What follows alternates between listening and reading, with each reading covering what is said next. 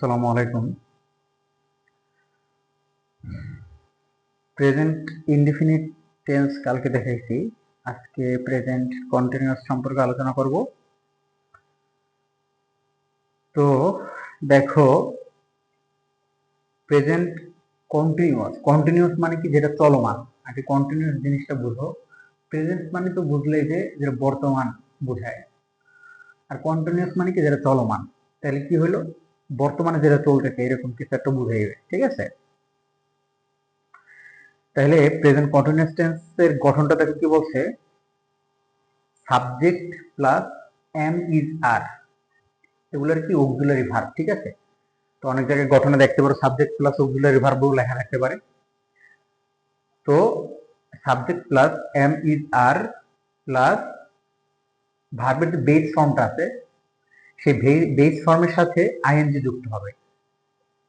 শুধু কন্টিনিউয়াসের ক্ষেত্রে মনে রাখবা, সাবজেক্ট থাকবে, তারপর কি অক্সিলারি ভার্বগুলো বসাবো সেই সাবজেক্ট অনুযায়ী, এম ইজ আর প্লাস কি ভার্বের সাথে আইএনজি, ভার্বের বেস ফর্ম, ঠিক আছে, যেটা প্রিন্সিপাল ভার্ব যেটা বলে।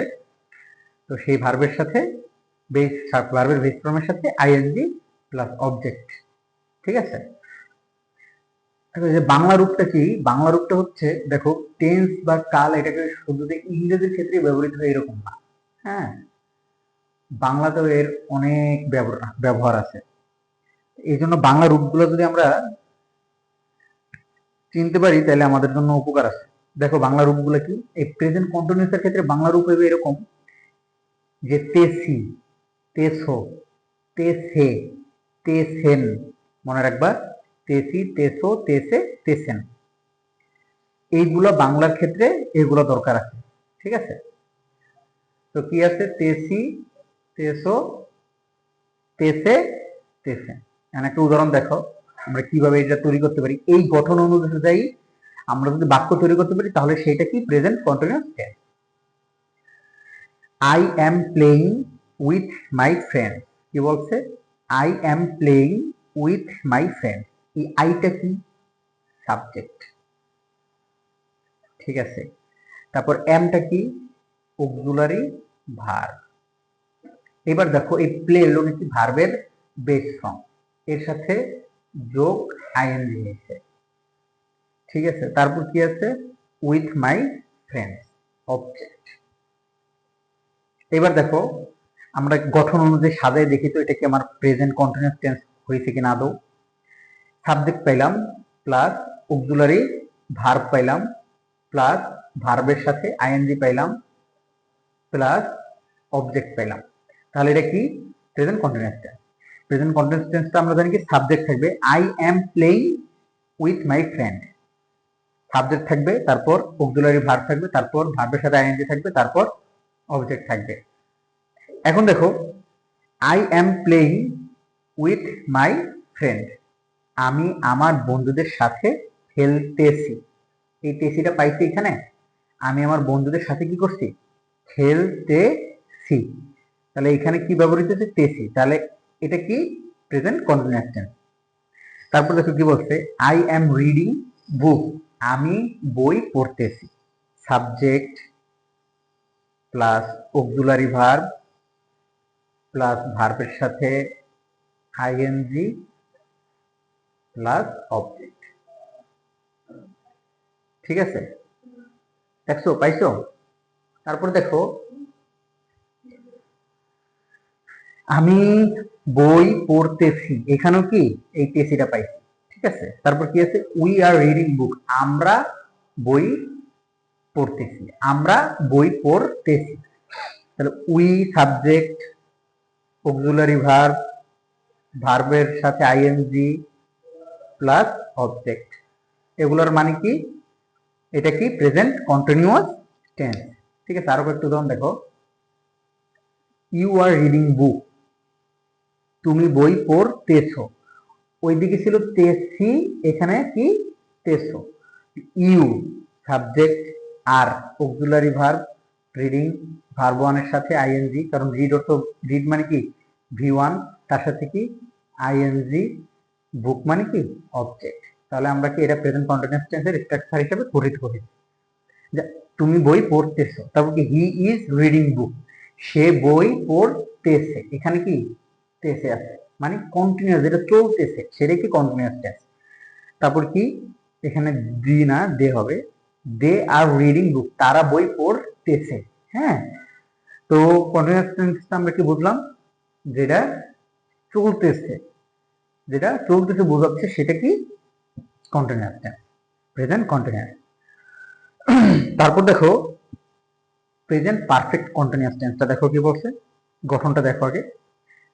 সাবজেক্ট প্লাস হ্যাভ বা হ্যাজ, অক্সিলারি ভার্ব হিসেবে এখানে কি বলবে, হ্যাভ বা হ্যাজ, প্লাস V3, এই V3টা কি ভার্বের past participle form, past participle form plus object, plus object.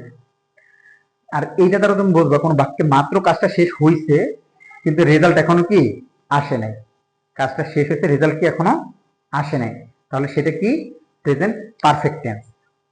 এটার বাংলা কয়েকটা আছে, এসি, এসও, এসে, এসএন, এসি, এসও, এসে, এসএন। কি বলছে, এসি, এসও, এসে, এসএন। এখন দেখো এখানে যেটা গুরুত্বপূর্ণ জিনিস আমাদের মনে রাখবা, যখন first person, second person, third person, এখানের সাথে কি হবে মনে রাখবা, আইর সাথে হ্যাভ, ইউর সাথে হ্যাভ।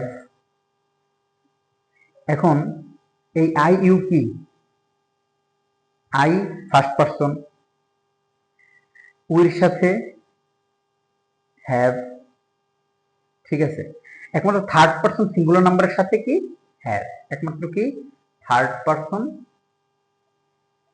সিঙ্গুলারের সাথে কি হ্যাজ বসবে, যেমন হি হ্যাজ, শি হ্যাজ, বাকি সবগুলোর সাথে কি হয়, এই হ্যাভ হয়। এটা কিন্তু মনে রাখবা, ঠিক আছে, নাহলে অনেক জায়গায় ভুল করে ফেলো, যে আই হ্যাজ হইবে না, ইউ হ্যাজ হইবে না, উই হ্যাজ হইবে না, ঠিক আছে, শুধু কি হইবে, হি হ্যাজ।